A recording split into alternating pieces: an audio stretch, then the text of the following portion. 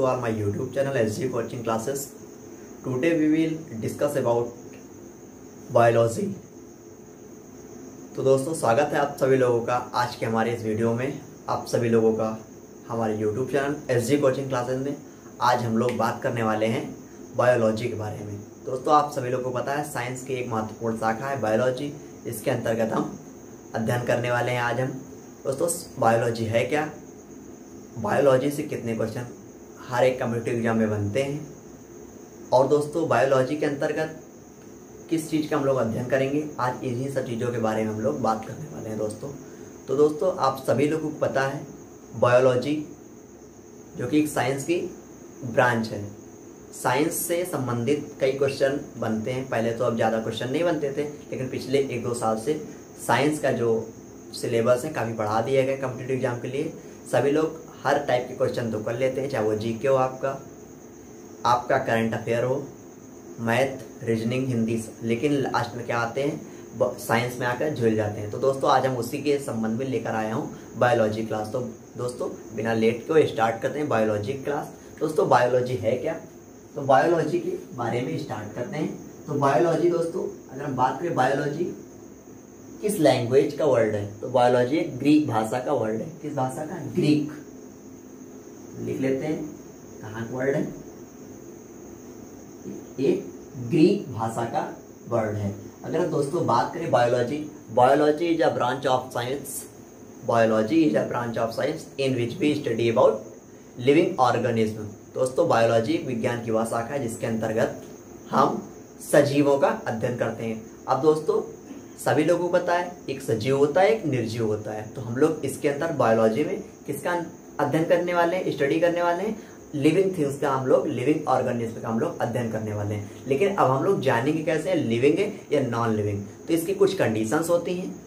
अब मान लीजिए आपके पास कोई प्रोडक्ट है, आपके पास कोई आइटम है या कुछ भी आपके पास, तो आपको पहचानना कैसे है यह आपकी लिविंग है या नॉन लिविंग। तो दोस्तों आइए देखते हैं। देखिए अब सबसे पहले हम देख लेते हैं बायोलॉजी के वर्ड आया कहाँ से, ग्रीक भाषा से आया, ग्रीक लैंग्वेज से आया। और बायोलॉजी को अगर हम 2 सब भागों में तोड़ते हैं, बायो एंड लॉजी। किसमें तोड़ते हैं, बायो एंड लॉजी में। तो दोस्तों लिख लेते हैं बायोलॉजी जो है एक बायो एंड एक आपका लॉजी, ये 2 वर्डों से मिलकर बना है बायोलॉजी। अब बायो के बगैर हम बात करें, बायो मीन्स क्या होता है एंड लॉजी मीन्स क्या होता है, तो इसको हम लिखते हैं। तो दोस्तों बायो मीन्स होता है लिविंग, क्या होता है, लिविंग।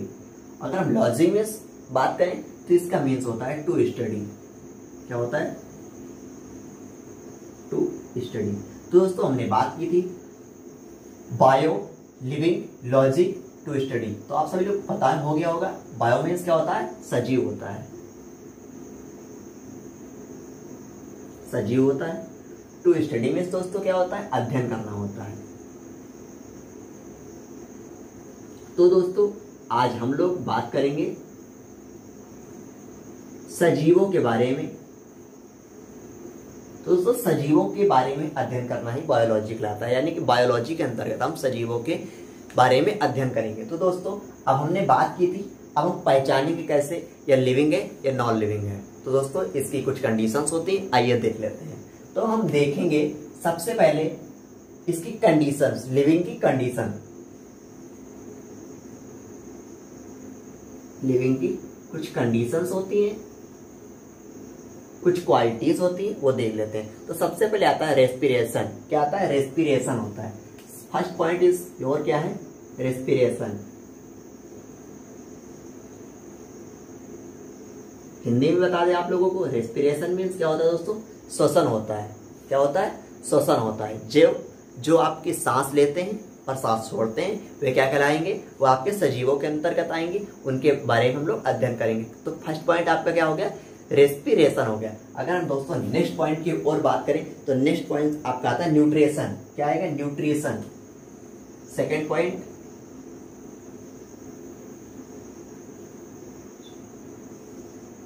न्यूट्रिशन। अगर दोस्तों न्यूट्रिशन मीन्स बात करें, न्यूट्रिशन आप सब लोगों को पोषक तत्व आता है, यानी कि जिसमें हम पोषण करते हैं, वे जीवधारी जो मतलब पोषण करते हैं, जो पोषण करते हो वे आपके वो भी सजीव के अंतर्गत। तो इसका मीन्स क्या हुआ दोस्तों, श्वसन। क्या हो गया दोस्तों, ये आपका हो गया श्वसन। न्यूट्रिशन मीन्स पोषण,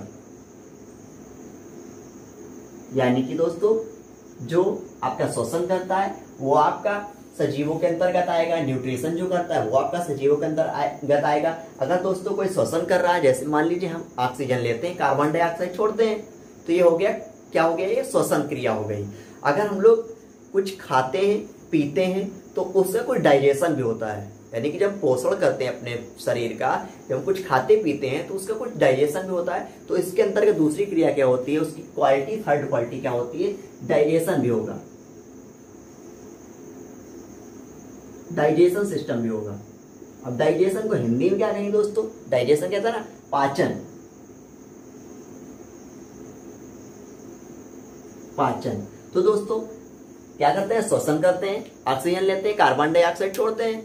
कौन छोड़ता है दोस्तों, ह्यूमन बीइंग्स, यानी कि मानव लोग। तो दोस्तों ये फर्स्ट पॉइंट पोषण, यानी कि कुछ खाएंगे पिएंगे। Third point digestion. अगर हम चौथे पॉइंट की ओर बात करें दोस्तों, आपका चौथा पॉइंट दोस्तों आप लोगों का बन जाता है एक्सक्रेशन। एक्सक्रेशन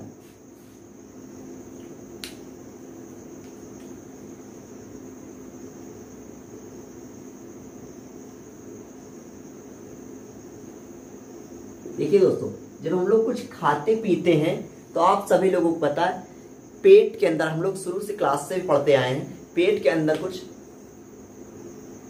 गंदा भी इकट्ठा होता है, जिसको हम लोग निकालने क्रिया को क्या कहते हैं, टू एक्सक्रीट भी करते हैं।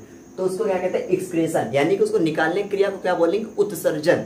क्या बोलते हैं, उत्सर्जन। आप सभी लोगों को पता है उत्सर्जन क्रिया उसको कहते हैं।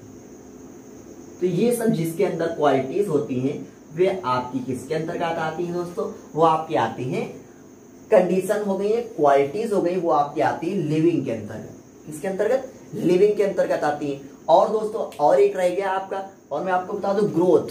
क्या होता है, ग्रोथ, योर 5 पॉइंट ग्रोथ, यानी कि जो वृद्धि करते हैं। क्या करते हैं दोस्तों, ग्रोथ, यानी कि जो वृद्धि करते हैं, वो भी दोस्तों आपके किसके अंतर्गत आते हैं, वो आपके आते हैं सजीवों के अंदर। फर्स्ट पॉइंट आपका हो गया रेस्पिरेशन, यानी कि श्वसन करते हैं, सांस लेते हैं। न्यूट्रिशन, पोषण करते हैं। डाइजेशन, पाचन क्रिया होती है उनके अंदर। एक्सक्रेशन, उत्सर्जन करते हैं, कुछ खाएंगे पिएंगे तो उसके अंदर गंदा भी इकट्ठा होगा, मैला भी इकट्ठा होगा, उसको निकालने क्रिया एक्सक्रेशन, यानी कि क्या होती है, उसको कहते हैं दोस्तों उत्सर्जन क्रिया। एंड जो आपको इतने कार्य करेगा उसके बाद दोस्तों उसके अंदर ऊर्जा भी बनेगी, ऊर्जा यानी कि उसके अंदर ग्रोथ भी होगी, उसको कहते हैं वृद्धि। तो दोस्तों ये हो गया आपका, ये इसकी क्वालिटीज हो गई, यहां से हम इन लोगों को पहचानेंगे दोस्तों। अगर हम बात करें बायोलॉजी ग्रीक भाषा के शब्द है bio means living, logy means to study. अगर दोस्तों हम बात करें ये बायोलॉजी वर्ड किसने दिया, बायोलॉजी वर्ड किसने दिया, तो दोस्तों बायोलॉजी वर्ड 2 साइंटिस्ट ने दिया। किसने दिया, 2 साइंटिस्ट ने दिया। आइए दोस्तों उनका नाम लिख लेते हैं और आप लोग भी नोट्स मेरे साथ बनाते जाइएगा। तो बायोलॉजी वर्ड लैमार्क एंड ट्रेवेनियर्स ने दिया, यहां पर इधर लिख लेते हैं। बायोलॉजी वर्ड किसने दिया, लैमार्क एंड ट्रेवेनियर्स ने दिया, ट्रेवेनियर्स ने दिया।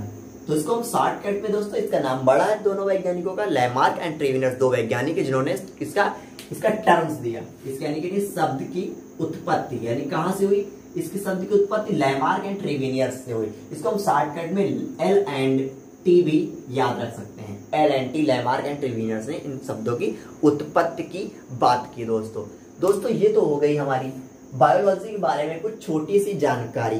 क्या होगी दोस्तों, बायोलॉजी के बारे में छोटी सी जानकारी। बायोलॉजी ग्रीक भाषा का शब्द है। बायोलॉजी मीन्स होता है, क्या होता है मैंने बताया, बायो मीन्स होता है लिविंग एंड लॉजी मीन्स होता है टू स्टडी, यानी शरीरों के बारे में अध्ययन करना हमारा बायोलॉजी के अंतर्गत आता है, जीव विज्ञान कहलाता है। अगर हम बात करें दोस्तों बायोलॉजी के ब्रांचेस के बारे में, अब हम लोग बात करते हैं branches of biology. Branches of biology.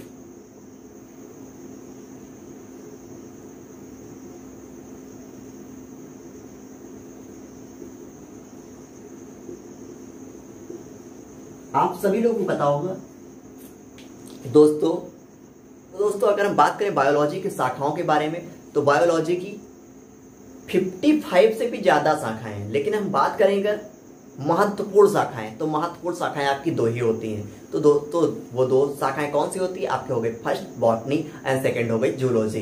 दोस्तों जो 55 प्लस शाखाएं उनके बारे में अगर हम बात करें तो वो शाखाएं कई होती हैं। कैसी हो गई? जैसे साइकोलॉजी हो गया, वायरोलॉजी हो गया, न्यूरोलॉजी हो गया, मार्कोलॉजी हो गया, मार्फियोलॉजी हो गई। ये सारी शाखाएं बायोलॉजी के अंतर्गत आती हैं। इसलिए बायोलॉजी कितनी शाखाएं? बायोलॉजी की शाखाएं 55 से भी ज्यादा शाखाएं होती हैं।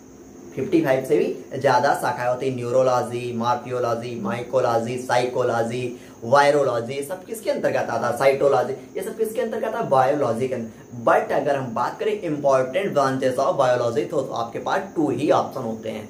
क्या होते हैं? 2 ही ऑप्शन होते हैं। कौन कौन से ऑप्शन होते हैं? आपका फर्स्ट ऑप्शन हो गया, आपका फर्स्ट हो गया, लिखते हैं बॉटनी, पड़ता है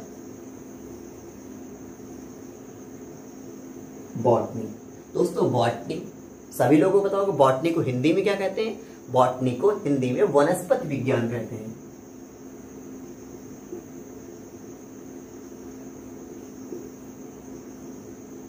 क्या कहते हैं दोस्तों?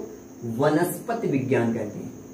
अब आप सभी लोगों को शब्द से ही, इसके नाम से ही पता चल गया हो गया इस हम बॉटनी में किस चीज का अध्ययन करने वाले। हिंदी से तो, इंग्लिश से तो नहीं पता चला होगा, बट जब मैंने इसका नाम हिंदी में लिखा तो आप लोगों को पता चल गया होगा। यानी कि जब हम वनस्पति से संबंधित इसका अध्ययन करते हैं तो उसको हम कहते हैं वनस्पति विज्ञान। तो इसको हम लिख सकते हैं प्लांट्स। क्या लिख सकते हैं दोस्तों? प्लांट्स। अब सेकंड आपका ऑप्शन आता है, सेकंड आपकी शाखा क्या होती है? महत्वपूर्ण शाखा आपकी बायोलॉजी क्या होती है? जूलॉजी। क्या होती है? जूलॉजी। Second zoology. जूलॉजी को हिंदी में क्या कहते हैं दोस्तों? जंतु विज्ञान कहते हैं। जू मीन्स क्या होता है? यहां से आपको पता चल रहा होगा क्योंकि आप लोग जू प्राणी उद्यान चिड़ियाघर गए होंगे, तो जूलॉजी यहां से वर्ड है जंतु विज्ञान। जू जंतु विज्ञान, इसको हम हिंदी भाषा में, शुद्ध भाषा में प्राणी विज्ञान भी कह सकते हैं दोस्तों इसके अंतर्गत किसका अध्ययन करते हैं? तो एनिमल्स का अध्ययन करते हैं। किसका अध्ययन करते हैं? एनिमल का। तो ये आपकी हो गई महत्वपूर्ण शाखाएं। क्या कौन कौन से हो गई? बॉटनी भी वनस्पति विज्ञान, प्लांट्स का अध्ययन करते हैं हम लोग इसके अंदर। जूलॉजी जंतु विज्ञान, एनिमल्स का अध्ययन करते हैं। तो दोस्तों अब हम बात करें, अब इसकी बात की है तो ये दोस्तों हो गए बॉटनी, वनस्पति विज्ञान, प्लांट्स। इसके अब हम बात करें इसके अंदर क्या करते हैं तो प्लांट्स का अध्ययन करते हैं। दोस्तों अगर इसके आगे बात करें कि इसके जनक कौन थे, father, who is the father of botany, तो यानी कि वनस्पति विज्ञान के जनक के किसे जाना था? तो थियोफेस्टस। किसको? थियोफेस्टस। नाम लिख लीजिए आप लोग, इधर लिखते हैं।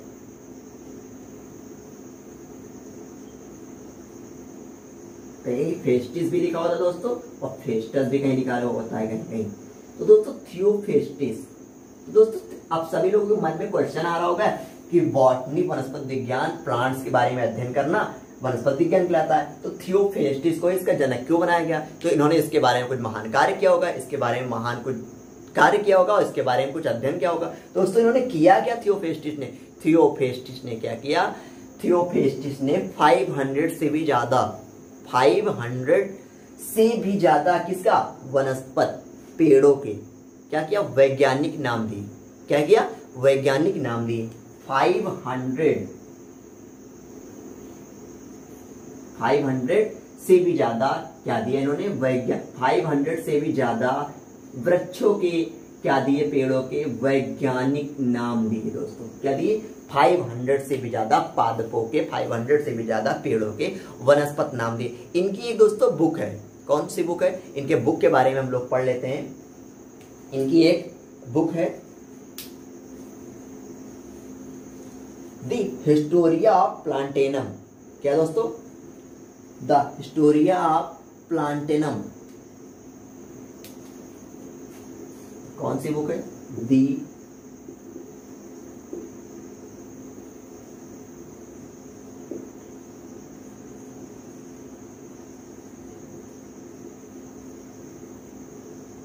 The Historia of Plantarum, the Historia of Plantarum में इन्होंने 500 से भी ज्यादा वृक्षों के, पेड़ों के, प्लांट्स के 500 से भी ज्यादा इन्होंने साइंटिस्ट नाम दिए। क्या दिए? वैज्ञानिक नाम इन्होंने दिए। जैसे इन्होंने अभी आप लोग देखते होंगे आम होता है, आम के वृक्ष को इन्होंने बाहरी बनावट को देखा, फिर उसकी सभी चीजों के बारे में अध्ययन किया, फिर उसका इन्होंने नाम दिया। आप सभी लोगों को पता आम के वृक्ष का मतलब वनस्पतिक नाम क्या होता है, वैज्ञानिक नाम क्या होता है? मैजिफर इंडिका होता है। इसी प्रकार इन्होंने कई पेड़ों के नाम दिए, 500 से भी ज्यादा नाम दिए। अब दोस्तों इन्होंने क्या किया? द हिस्टोरिया ऑफ प्लांटेनम बुक लिखी। अब यहां से आपको इस बुक का नेम याद रखना है। क्या रखना है? आपका यहाँ क्वेश्चन क्या बनता है कि आपको बॉटनी के जनक का नाम याद रखना है। थियोफेस्टस जी है, थियोफेस्टस जी हैं, ये इतना आपको याद रखना है। और आपको यहाँ से क्या याद रखना है? इन्होंने कितनी बुक को, कौन सी book? The Historia of Plantarum. किस लिए इनको जनक बनाया गया? 500 से भी वृक्षों से ज्यादा इन्होंने इस पे नाम दिया। तो ये हो गया। अब हम बात करते हैं जूलॉजी। जूलॉजी में जंतु विज्ञान आता है दोस्तों। क्या आता है? जंतु विज्ञान। हिंदी में जंतु विज्ञान कहते हैं। इसमें हम एनिमल्स के बारे में अध्ययन करने वाले हैं। अब इसकी बात करें दोस्तों हम, तो इसके जनक किसे कहते हैं? इनका जनक कौन है? तो अरिस्टोटल।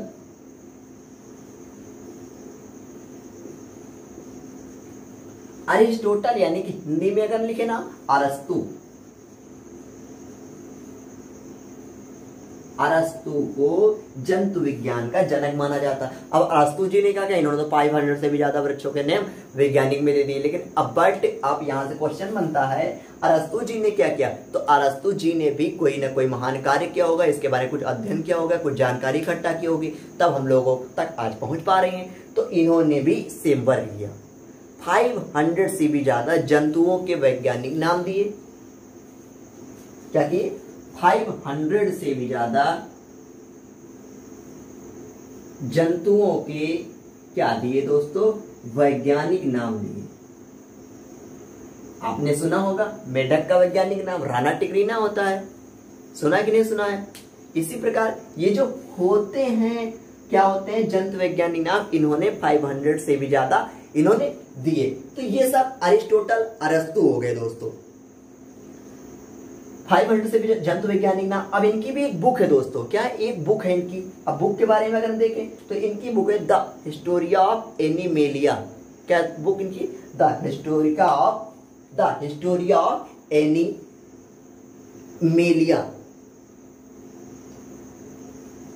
लिख लेते हैं नीचे।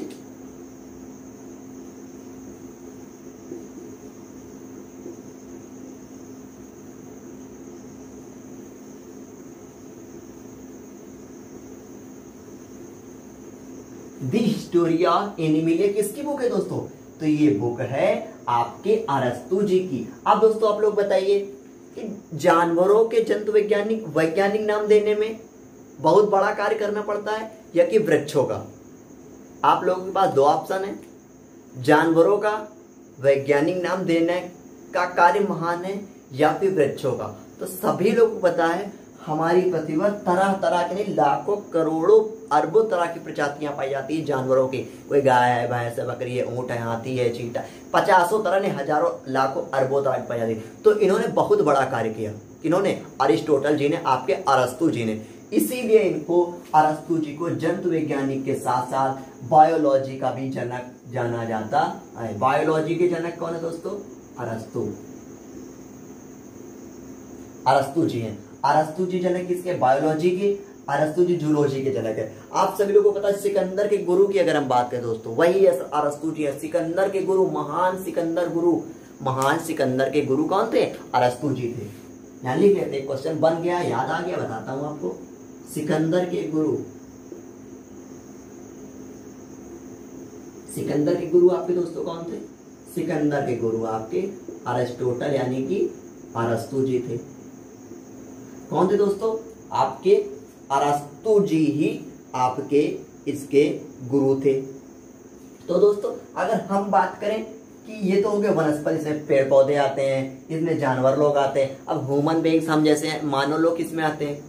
ह्यूमन बीइंग्स यानी कि आपके मानव लोग किसमें आते हैं? तो मानव लोग दोस्तों, आप सभी लोग जो हम लोग हैं दोस्तों, वो किसके अंतर्गत आते हैं? तो हम लोग जो आदिमानव लोग हैं दोस्तों, वो हम लोग जूलॉजी के अंतर्गत आते हैं। किसके अंतर्गत आते हैं? जूलॉजी के अंतर्गत आते हैं। हम लोग भी जानवरों की प्रजाति में ही आते हैं, क्योंकि जानवर भी आपके श्वसन करते हैं, रेस्पिरेशन करते हैं, न्यूट्रिशन करते हैं, एक्सप्रेशन करते हैं, ग्रोथ करते हैं, ये सारे वर्क करते हैं, तो हम लोग भी करते हैं।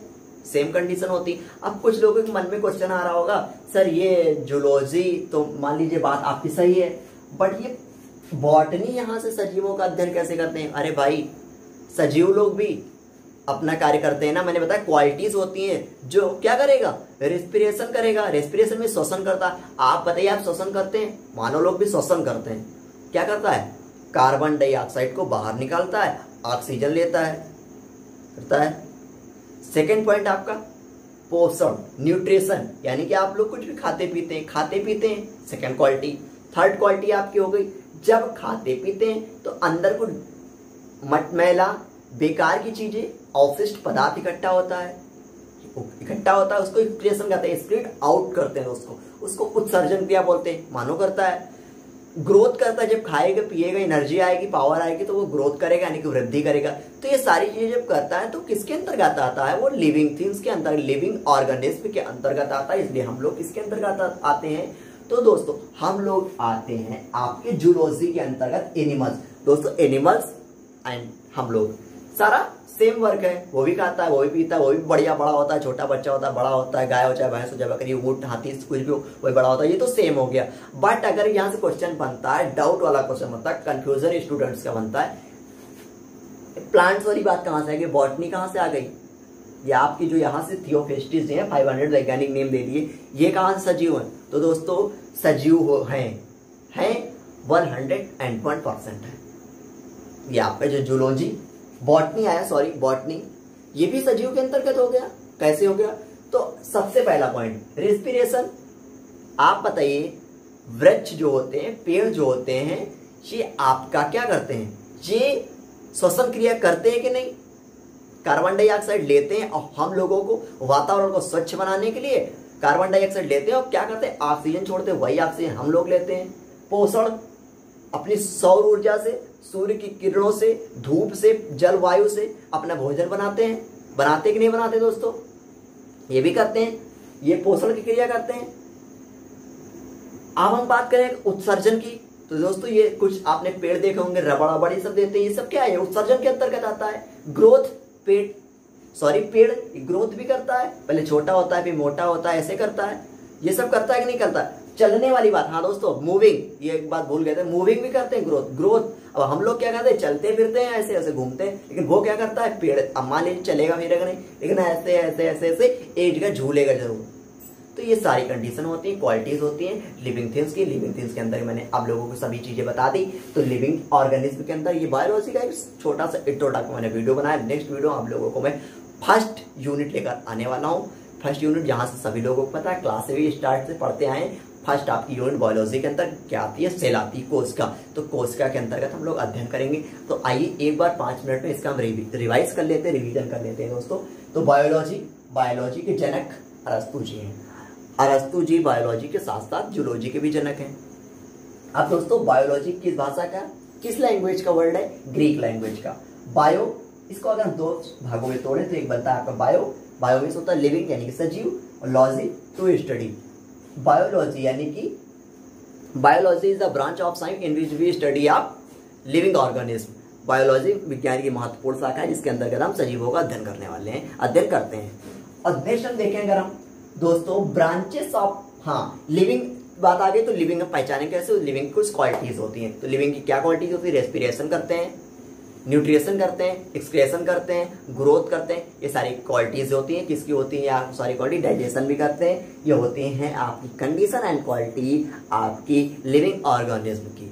अब हम बात करें दोस्तों ब्रांचेस ऑफ बायोलॉजी, तो ये बहुत सारे इनकी टाइप्स होती हैं, इनकी शाखाएं बहुत होती है। 55 से भी ज्यादा यानी 55 से भी ज्यादा बायोलॉजी की शाखाएं होती हैं। 55 से भी ज्यादा बायोलॉजी की शाखाएं होती हैं। जब हम मस्तिष्क का अध्ययन करते हैं तो उसको हम लोग न्यूरोलॉजी कहते हैं, वायरोलॉजी होता है, माइकोलॉजी होता है, साइकोलॉजी होता है, साइटोलॉजी होता है। ये सारा सिस्टम जो होता है ये आपका किसके अंतर्गत आता है? बायोलॉजी के अंतर्गत आता है। किसके अंतर्गत आता है? बायोलॉजी के अंतर्गत आता है दोस्तों। अब लेकिन जब हम स्टूडेंट कंफ्यूजन हो जाता है, स्टूडेंट ने हमेशा 2 ही शाखाएं पढ़ी होती हैं, तो सही दोस्तों, आप लोग सही पढ़ा student you are very good. Botany and zoology only 2 important शाखाएं हैं जिसके बारे में आप लोगों को कॉम्पिटिटिव एग्जाम को देखते हुए अध्ययन करना है। वैसे भी 2 महत्वपूर्ण ही शाखाएं इसकी होती हैं। तो फर्स्ट होगी बॉटनी, वनस्पति विज्ञान, इसके अंदर प्लांट्स का अध्ययन करते हैं। इसके जनक के बारे में बात करें, थियोफ्रेस्टिस को जनक है। इन्होंने 500 से भी ज्यादा पेड़ों के वैज्ञानिक नाम दिए। पाइथम सटाइवम, कमेंट करके आप लोग बताइए पाइथम सटाइवम किसका वैज्ञानिक नाम है। मैजिफर इंडिका आम का हो गया। इसी प्रकार इन्होंने 500 से भी ज्यादा इनके नाम दिए। अब जूलॉजी जंतु विज्ञान, एनिमल्स का अध्ययन करते हैं। अरस्तु अरिस्टोटल जी इसके जनक हैं। इनकी book the history of animalia किसकी है? अरिस्टोटल जी, अरस्तु जी की। बॉटनी वनस्पति विज्ञान, प्लांट्स, थियोफ्रेस्टिस, इनकी बुक द हिस्टोरी ऑफ प्लांटेनम के अंतर्गत इधर हमने साइड में लिखा। ये नोट्स आप सभी लोग बना लीजिएगा। हमने लिख दिया द हिस्टोरी ऑफ एनिमेलिया, इसमें 500 से ज्यादा जंतुओं के इन्होंने वैज्ञानिक नाम दिए। आप लोगों में बता दूं, राना टिग्रीना किसका है? राना टिग्रीना आपका मेढक का जंतु वैज्ञानिक नाम है। आदिमानव का मानव का, हम लोगों का होमो सेपियंस। इसी प्रकार इन्होंने चूहा, बिल्ली, कुत्ता, हाथी, घोड़ा, जितने भी जानवर हैं उसके सारा का सारा इन्होंने वैज्ञानिक नाम दे दिया। तो दोस्तों और बात करें बायोलॉजी वर्ड जो टर्म्स है, इसको नाम किसने दिया? इसकी कंडीशन, इसका नाम किसने दिया? इसके शब्द की उत्पत्ति कहां से हुई? तो लैमार्क एंड ट्रेविनियर्स 2 वैज्ञानिक थे जिन्होंने इनका नाम दिया। इसको हम शॉर्टकट में LNT के नाम से जानते थे। L for Lamarck and T for Treviranus. Sikandar के गुरु, मैंने इधर लिखा तो सिकंदर के गुरु अरस्तु, जो यही आपके जंतु वैज्ञानिक के जनक है, आपके जीव विज्ञान के जनक है। ये आपका हो गया आपका थोड़ा सा शॉर्ट में फर्स्ट वीडियो जिसमें मैंने आप लोगों को बायोलॉजी के बारे में बताया। तो आशा करते हैं आप लोगों को आज का हमारा ये वीडियो पसंद आया होगा। अगर आप लोगों को हमारा वीडियो पसंद आया हो तो अगर आप हमारे चैनल पर नए तो आप हमारे चैनल को सब्सक्राइब कर सकते हैं, जिससे कि हर एक नई वीडियो की नोटिफिकेशन सबसे पहले आप तक पहुंच सके। अगर आप लोगों ने मेरे वीडियो को लाइक नहीं किया, अगर आप लोगों को वीडियो अच्छा लगा तब आप वीडियो को लाइक कर सकते हैं, एक प्यारा सा कमेंट कर सकते हैं। और मिलते हैं आप लोगों से नेक्स्ट वीडियो में, किसके साथ? कोशिका का फर्स्ट चैप्टर जो है उसी के साथ। तब तक ले जाइए, घर पर रहिए, स्वस्थ रहिए, बड़ों का आदर एवं सम्मान कीजिए।